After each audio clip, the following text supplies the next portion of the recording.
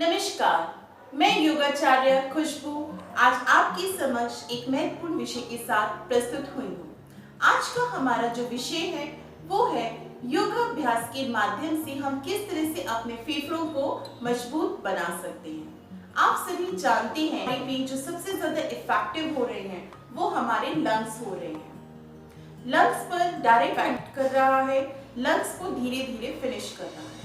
तो किस तरह से हम योगाभ्यास के माध्यम से अपनी फेफड़ों को मजबूती दे सकते हैं। आप जानते हैं कि फेफड़ों का मुख्य कार्य श्वास व प्रश्वास की क्रिया करना है। श्वास की क्रिया नाक के माध्यम से शुरू होती है। सबसे पहले श्वास आपके नाक के अंदर जाती है, फिर धीरे धीरे आपके गले के अंदर जाती है। गले में एक ट्रकिया नामक एक अंग है जिसे हम विंड पाइप भी कहते हैं, उसके माध्यम से नीचे उतरती हुई आपकी ब्रोंकली ट्यूब में जाती है। ब्रोंकली ट्यूब आपके दोनों फेफड़ों में जाके ओपन होती है, जिसका कार्य श्वास को अंदर भेजना व प्रश्वास को बाहर निकालना होता है। फेफड़ों का एक मुख्य कार्य और भी है रक्त का शुद्धिकरण करना। आप जानते हैं कि रक्त के माध्यम से ही हम ऑक्सीजन पूरे शरीर में प्रवाहित होती है। यदि हमारा रक्त ही प्योरीफाई नहीं होगा तो ऑक्सीजन किस तरह से हमारे शरीर में सर्कुलेट होगी। तो लंग्स ही अगर हमारे कार्य करना बंद कर जाएंगे तो हम शरीर में ऑक्सीजन का सर्कुलेशन नहीं कर सकते। लंग्स की इफेक्टिव होने से हमारे शरीर में ऑक्सीजन का स्तर धीरे धीरे कम होता चला जाता है। तो आज हम आपको बताएंगे कि किन किन योगासनों के माध्यम से हम अपने पूरे श्वसन तंत्र को मजबूत कर सकते हैं व अपने फेफड़ों को मजबूती प्रदान कर सकते हैं। तो चलिए आज हम सीखते हैं कि कौन कौन से योगाभ्यास हमें श्वसन तंत्र को मजबूती देने में फायदा करेंगे। पहला अभ्यास है ताड़ आसन। ताड़ आसन के लिए दोनों हाथ सीधे, उंगलियां फंसाएं, हथेलियां पलटी, दोनों हाथ कानों के पास और सांस भरते हुए पूरा शरीर खींचें। अपने पंजों पर आ जाएं, कुछ देर रुकें और प्रश्वास करते हुए धीरे से वापस। अगले अभ्यास की ओर चलेंगे जिसका नाम है अर्ध चक्रासन, जिसके लिए दोनों हाथ कमर पे रखें, कोहनियाँ खींचें एक दूसरे की तरफ, सांस भरते हुए कमर मोड़ें और अंदर रोकते हुए कुछ देर के लिए रुकें, फिर प्रश्वास करते हुए वापस आ जाएं। तीसरा अभ्यास है हमारा वक्ष स्थल शक्ति विकासक, जिसके लिए दोनों हाथ सामने करें, हथेलियों को पलटें, सांस भरते हुए हाथों को पीछे की ओर लेके जाएं, सीना बाहर निकालें और गर्दन पीछे की ओर लटका दें। कुछ देर रुक के प्रश्वास करते हुए वापस आ जाएं एंड रिलैक्स। एक बार फिर से इसी अभ्यास को दोहरा जाए। दोनों हाथ सामने, हथेलियां पलटें, सांस भरते हुए पीछे की ओर, हाथों को लेके जाएं, चेस्ट बाहर, गर्दन पीछे और सांस को छोड़ते हुए वापस एंड रिलैक्स। अब बैठ के किए जाने वाले आसनों में सबसे पहला आसन है हमारा उत्तान मंडूकासन। वज्रासन में बैठें और पैरों में गैप करें, सांस भरते हुए हाथों को खींचें, फिर अपने उल्टी हाथ से सीधे कंधे को, सीधे हाथ से उल्टे कंधे को पकड़ें। कुछ देर इसी अवस्था में रुकें और फिर श्वास को छोड़ते हुए वापस एक एक करके हाथ उठाएं एंड रिलैक्स। फिर से इसको दोबारा कर जाएं। दोनों हाथ सांस भरते हुए उठाएं। अब हाथों की पोजीशन चेंज करते हुए ऊपर वाला हाथ नीचे की ओर और नीचे वाला हाथ ऊपर की ओर करते हुए कुछ देर इसी अवस्था में रुक जाएं। फिर प्रश्वास करते हुए धीरे से वापस आएं। क्षमता अनुसार रुकें।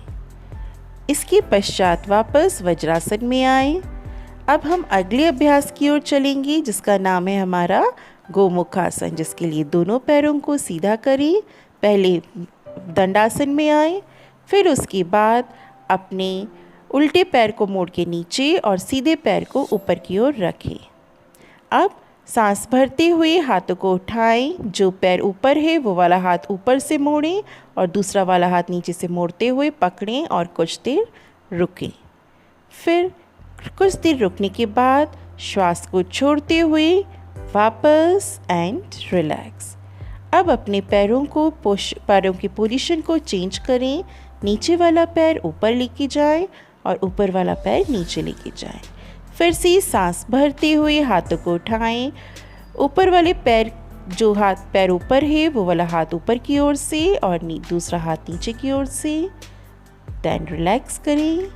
वापस पैरों को सीधा करें। इसके पश्चात लेट जाएं। लेटने वाले आसनों में सबसे पहला अभ्यास है हमारा सेतु बंध आसन। सेतु बंध आसन करने के लिए दोनों पैरों को मोड़ें, एड़ियां अपने नितंबों से लगाएं। सांस को भरते हुए धीरे धीरे अपने नितंबों को उठा दें।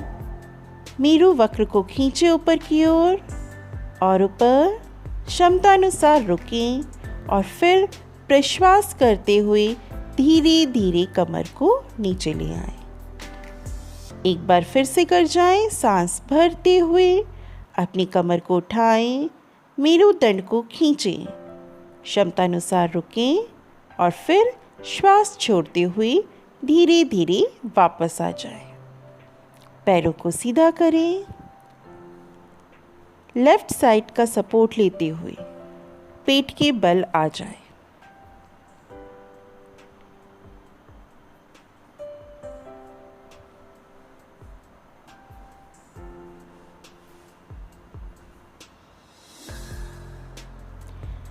मकर आसन में आ जाएं। पैरों में गैप करें। एक हथेली के ऊपर दूसरी हथेली रखते हुए गर्दन मोड़ते हुए रिलैक्स करें।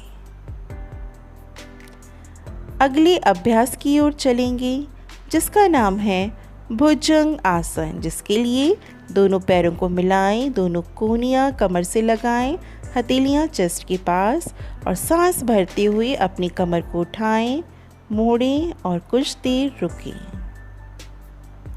श्वास को छोड़ते हुए वापस सामान्य स्थिति में आ जाएं। एक बार फिर से श्वास को भरते हुए धीरे धीरे उठें, कमर मोड़ें, कुछ देर रुकें इसी अवस्था में और प्रश्वास करते हुए वापस आ जाएं। अगले अभ्यास की ओर चलेंगे जिसका नाम है मार्जर आसन। मार्जर आसन के लिए अपने घुटनों पर आ जाएं, कैट पोज। कंधों जितना गैप हाथों में और पैरों में रखेंगे। सांस को भरते हुए कमर दबाएं, छत की ओर देखें और प्रश्वास करते हुए कमर उठाएं, गर्दन नीचे। श्वास भरते हुए ऊपर और श्वास छोड़ते हुए नीचे। 5 से 10 बार इस अभ्यास को कर जाएं। इससे आपका मेरुदंड लचकीला होता है और श्वसन तंत्र को भी ये आसन मजबूत करता है। महिलाओं के लिए ये आसन सबसे उपयोगी व लाभकारी है।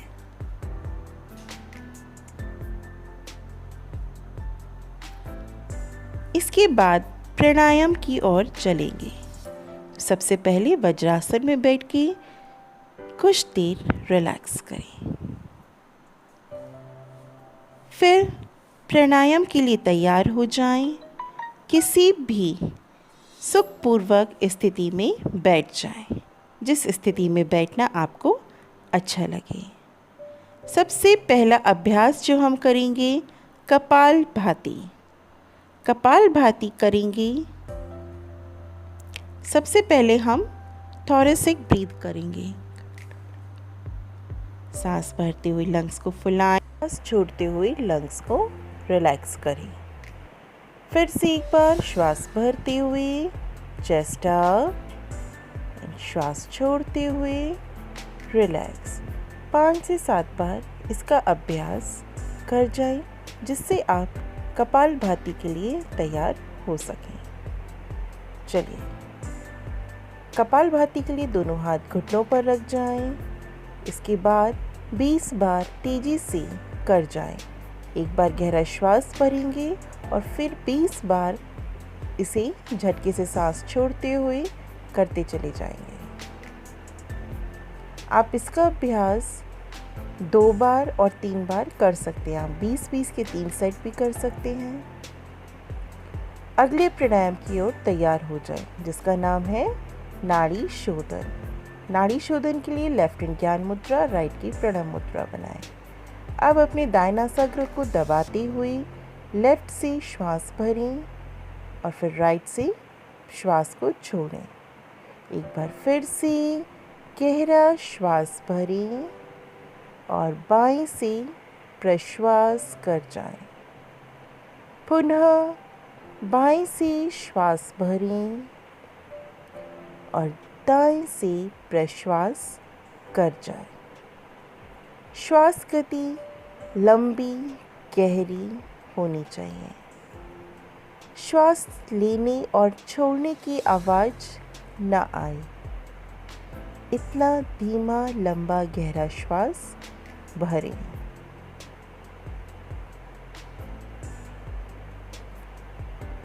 घड़ी के अनुसार 3 मिनट से अभ्यास को शुरुआत करें और 5 मिनट तक कर जाएं। आप प्रणव उच्चारण करेंगे। गहरा श्वास भरें।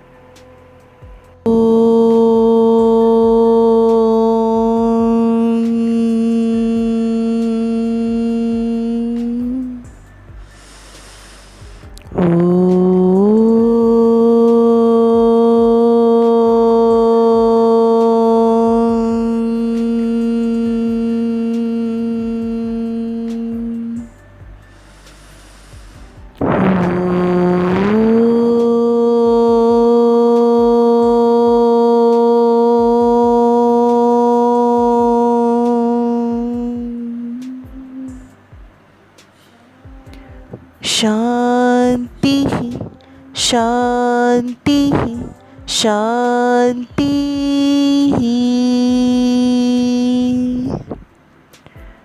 कुछ देर इस अवस्था में रुकें। दोनों हाथों को जोड़ें। हथेलियों का आपस में घर्षण कर जाएं। Rub your palms. हथेलियों की सीख से आँखों को ढकें। चेहरे और आँखों को रगड़ते हुए दोनों हाथ नीचे।